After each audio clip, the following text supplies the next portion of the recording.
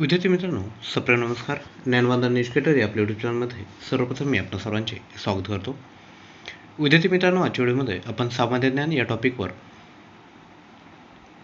प्रश्न बघणार आहोत. लक्षात घ्या, आजचा जो व्हिडिओ आहे तो सर्व प्रश्नांसाठी उपयुक्त असणार आहे. विद्यार्थी मित्रांनो, सर्व प्रश्न सुरुवातीपासून शेवटपर्यंत अगदी मन लावून बघा आणि जेही प्रश्न तुम्हाला इम्पॉर्टंट वाटतील ते प्रश्न लगेचच आपल्या नोटबुकमध्ये नोट डाऊन करून घ्या, कारण की परीक्षेपूर्वी रिव्हिजन करण्यासाठी हे तुम्हाला हेल्पफुल ठरेल. आणि व्हिडिओचे शेवटी मी तुमच्यासाठी एकूण 3 प्रश्न विचारणार आहे. त्या प्रश्नांची उत्तरे तुम्हाला यायलाच हवी. त्यामुळे विद्यार्थ्यांनो, व्हिडिओ अगदी मन लावून बघायचा आहे. ज्याही गोष्टी तुम्हाला इम्पॉर्टंट वाटतील त्या एकतर नोट डाऊन करून घ्या किंवा तुम्ही स्क्रीनशॉटही घेऊ शकतात. तर विद्यार्थी मित्रांनो, व्हिडिओतील सर्वात पहिला प्रश्न आहे, जागतिक पाणथळ दिवस खालीलपैकी कधी साजरा केला जातो? 1 फेब्रुवारी, 2, 3 की 4 फेब्रुवारी? लक्षात घ्या, जागतिक पाणथळ दिवस हा ऑप्शन क्रमांक बी 2 फेब्रुवारीला साजरा करण्यात येतो. त्यानंतर क्वेश्चन क्रमांक 2, भारताचे सर्वोच्च न्यायालयाचे मुख्य न्यायाधीश एन व्ही रमन्ना हे खालीलपैकी कितवे न्यायाधीश आहेत? व्हेरी इम्पॉर्टंट प्रश्न विद्यार्थ्यांनो. भारतीय सर्वोच्च न्यायालयाचे मुख्य न्यायाधीश एन व्ही रमन्ना हे 48वे न्यायाधीश आहेत. त्यानंतर क्वेश्चन क्रमांक 3, 2022 मध्ये बिपिन रावत यांना खालीलपैकी कोणता पुरस्कार मिळालेला आहे? लक्षात घ्या विद्यार्थी मित्रांनो, 2022 मध्ये बिपिन रावत यांना ऑप्शन क्रमांक डी पद्मविभूषण हा पुरस्कार मिळालेला आहे. त्यानंतर क्वेश्चन क्रमांक 4, विदा करंदीकर जीवनगौरव पुरस्कार खालीलपैकी कोणाला जाहीर झालेला आहे? विद्यार्थी मित्रांनो, आपणास माहीत असेल, जेवढ्याही कॉम्पिटेटिव्ह एक्झाम असतात त्यामध्ये पुरस्कार हा जो टॉपिक असतो तो एक्झामिनरचा कधीही फेवरेट टॉपिक असतो किंवा पेपर सेट करणाऱ्याचा हा फेवरेट टॉपिक असतो. त्यामुळे असे जे प्रश्न आहेत ते व्हेरी इम्पॉर्टंट आणि लगेचच लक्षात ठेवून घ्यायचे. लक्षात घ्या, विदा करंदीकर जीवनगौरव पुरस्कार हा ऑप्शन क्रमांक ए भारत सासने यांना जाहीर झालेला आहे. त्यानंतर क्वेश्चन क्रमांक 5, या सुखांनो या हे आत्मचरित्र खालीलपैकी कोणाचे आहे? लक्षात घ्या, या सुखांनो या हे आत्मचरित्र ऑप्शन क्रमांक बी रमेश देव यांचे आहे. त्यानंतर क्वेश्चन क्रमांक 6, जागतिक वारसा स्थळ यादीतील भारताचा क्रमांक कितवा आहे? तर लक्षात घ्या, जागतिक वारसा स्थळ या यादीतील भारताचा क्रमांक ऑप्शन क्रमांक बी 5वा आहे.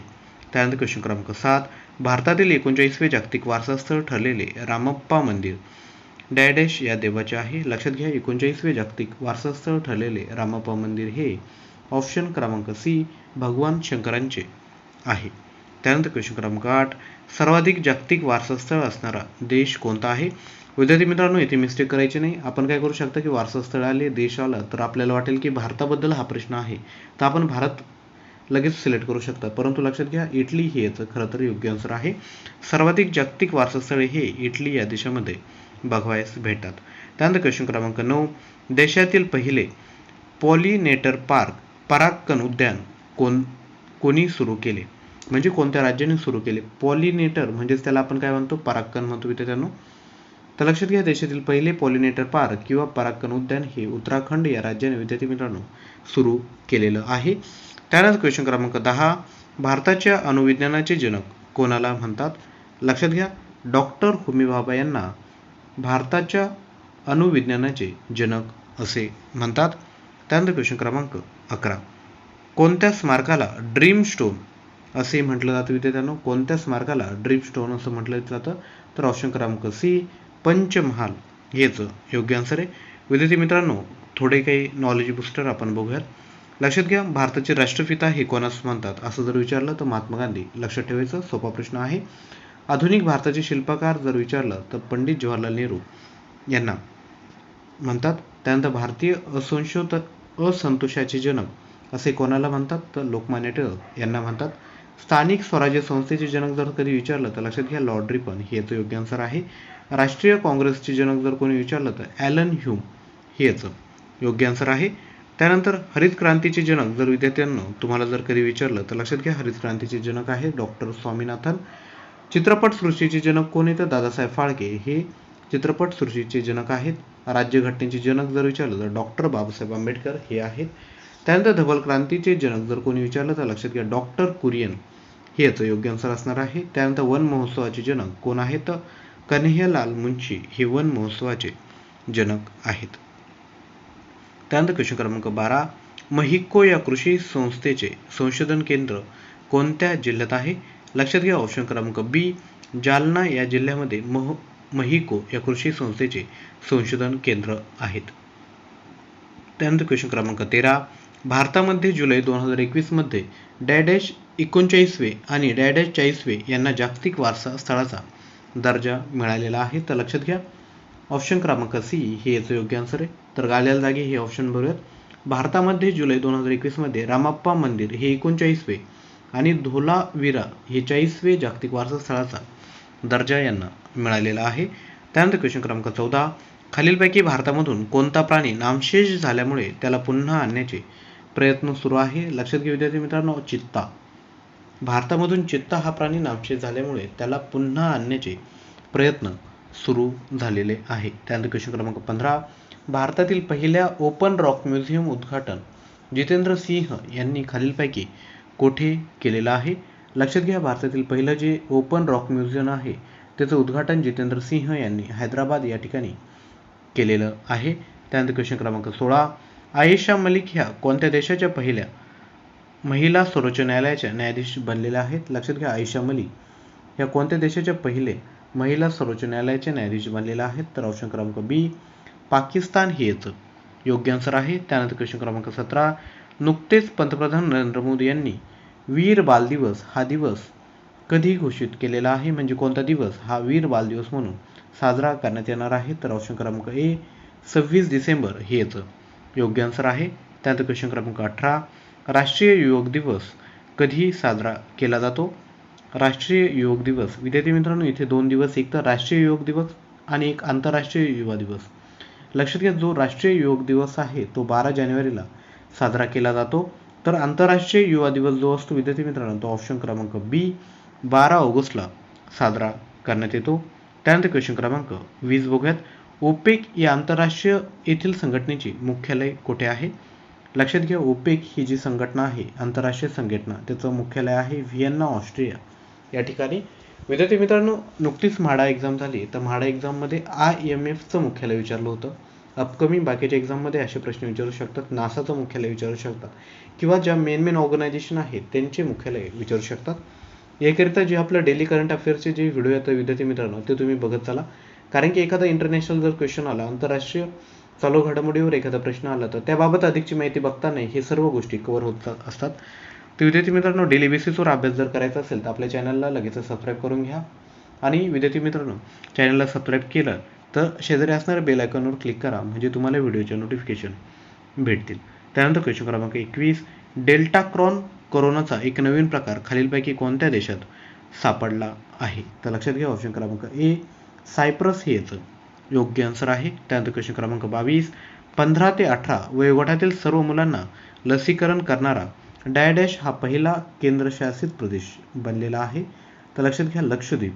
15 ते 18 वयोगटातील सर्व मुलांना लसीकरण करणारा लक्षद्वीप हा पहिला केंद्रशासित प्रदेश बनलेला आहे. त्यानंतर क्वेश्चन क्रमांक 23 भारत आणि कोणत्या देशाच्या नौदलांनी 26 ऑगस्ट 2021 रोजी एडनच्या आखातात संयुक्त सराव केलेला आहे? लक्षात घ्या ऑप्शन क्रमांक बी जर्मनी हेच योग्य आन्सर आहे. विद्यार्थी मित्रांनो जेव्हा एक्झाम असते त्या पाठीमागील वर्षभराच्या सर्व चालू घडामोडी तुम्हाला माहीत पाहिजे बरोबर. त्यामुळे हा प्रश्न आपण आजच्या व्हिडिओमध्ये कव्हर केला आहे. भारत आणि कोणत्या देशाच्या नौदलांनी 26 ऑगस्ट 2021ला एडनच्या आखातात संयुक्त सराव केला? तर जर्मनी हेच योग्य आन्सर आहे. आणि स्लिनेक्स ही एक्झरसाइज कोणत्या दोन देशामध्ये करतात? स्लिनेक्स SLINEX विद्यार्थी मित्रांनो तुमच्यासाठी एक्झरसाइज आहे. भारत आणि कोणत्या देशामध्ये स्लिनेक्स ही एक्झरसाइज किंवा युद्ध सराव केला जातो? खाली नक्की कमेंट करा. त्यानंतर क्वेश्चन क्रमांक 24 भारतीय मल्ल खशाबा जाधव यांचा जन्मदिवस 15 जानेवारी आता क्रीडा दिन म्हणून साजरा केला जाईल असे खालीलपैकी कोणत्या राज्य शासनाने घोषित केलेला आहे? लक्षात घ्या भारतीय मल्ल खशाबा जाधव यांचा जन्मदिवस 15 जानेवारी म्हणून क्रीडा दिन साजरा केला जाईल असे महाराष्ट्र राज्य सरकारने घोषित केलेला आहे.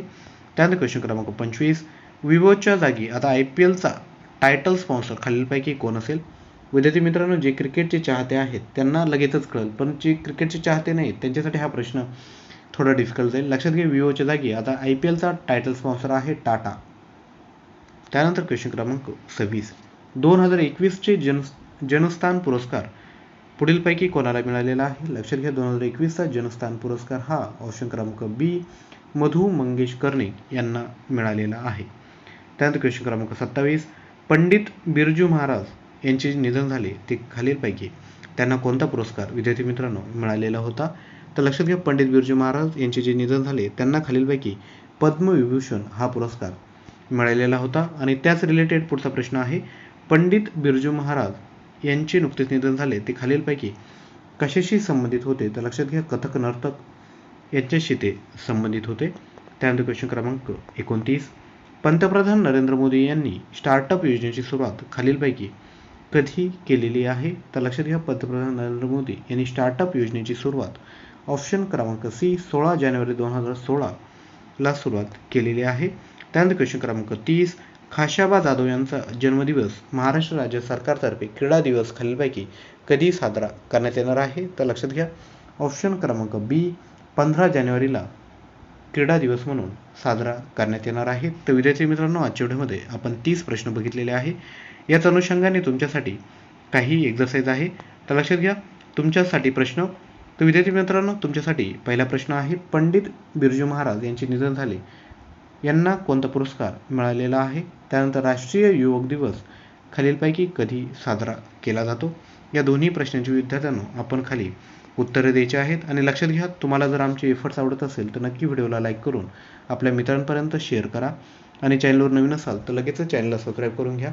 आणि विद्यार्थी मित्रांनो, चॅनलच्या प्लेलिस्टमध्ये जाऊन आपण सर्व व्हिडिओ एका प्लेलिस्टमध्ये बघू शकतात. म्हणजे मराठी व्याकरण, चालू घडामोडी, त्यानंतर सामान्य ज्ञान, महाराष्ट्र व भारताचा भूगोल, त्यानंतर भारतीय राज्यव्यवस्था व पंचायत राज, अशा डिफरंट प्लेलिस्ट आपण केलेल्या आहेत.